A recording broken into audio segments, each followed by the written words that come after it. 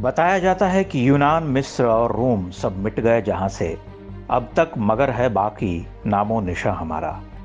लेकिन यह नहीं बताया जाता कि यूनान, मिस्र और रोम साम्राज्य क्यों मिट गए और क्यों हमारा यानी भारत का नामो निशान बच गया। वो कौन थे जिन्होंने भारतीय सभ्यता को सबसे बड़े आक्रमणों से बचा लिया था। वो कौन लोग थे जिनके कारण हमारी पहचान बची हुई है और हमारी सभ्यता आज भी जीवित है। जो लोग इतिहास के छात्र हैं वो तो जानते होंगे, लेकिन देश के बाकी लोगों के लिए स्कंदगुप्त, चंद्रगुप्त जैसे नाम एलियन हैं, मानो किसी दूसरे ग्रह के लोग हों। हम नहीं जानते कि 5वीं शताब्दी के सम्राट स्कंदगुप्त विक्रमादित्य वो राजा थे जिन्होंने उस दौर में भारत को बचा लिया था जब यूनान, मिस्र और रोम की सभ्यताएं धूल में मिलाई जा रही थीं। यह इस्लाम के जन्म और ईसाइयत के फैलने से पहले की बात है। तब चीन के पास एक बर्बर जाति बसा करती थी, हून यूं, और भारत में हूण कहा जाता था। ये कबीलाई लोग हुआ करते थे जिनका काम सिर्फ लूट मार होता था, हिंसक इतने कि जंगली जानवर भी उनके आगे कुछ नहीं थे। आज हम जो ग्रेट वॉल ऑफ चाइना देखते हैं वो इन्हीं हूणों के हमलों से बचाव के लिए बनानी पड़ी थी। उस काल में हूणों का आतंक ऐसा था कि वो जिस तरफ भी चल पड़ते थे वहां सर्वनाश तय माना जाता था। सिकंदर की मौत के मात्र 150 वर्ष बाद ही यूनान की सभ्यता का विनाश हो गया।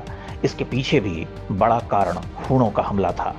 हूणों के हमले भारत पर भी शुरू हो चुके थे।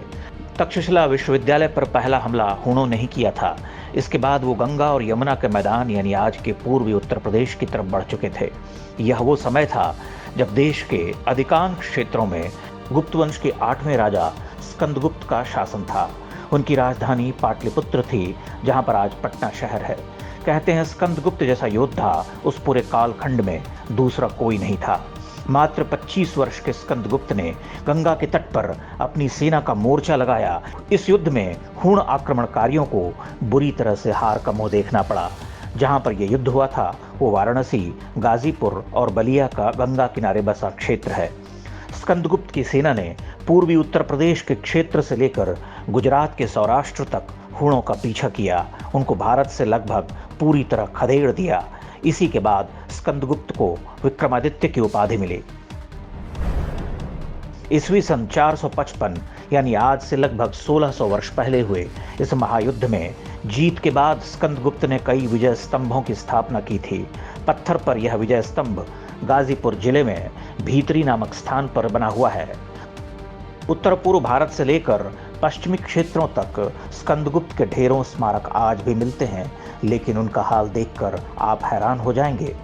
स्वतंत्रता के बाद से मुगलों के मकबरों को पोंछने चमकाने वाली हमारी सरकारों ने स्कंदगुप्त के इतिहास को लगभग पूरी तरह से साफ कर दिया। कांग्रेसी वामपंथी इतिहासकारों ने स्कूली इतिहास की किताबों से स्कंदगुप्त के योगदान को या तो पूरी तरह से हटा दिया या एक आध पैराग्राफ में समेट कर रख दिया।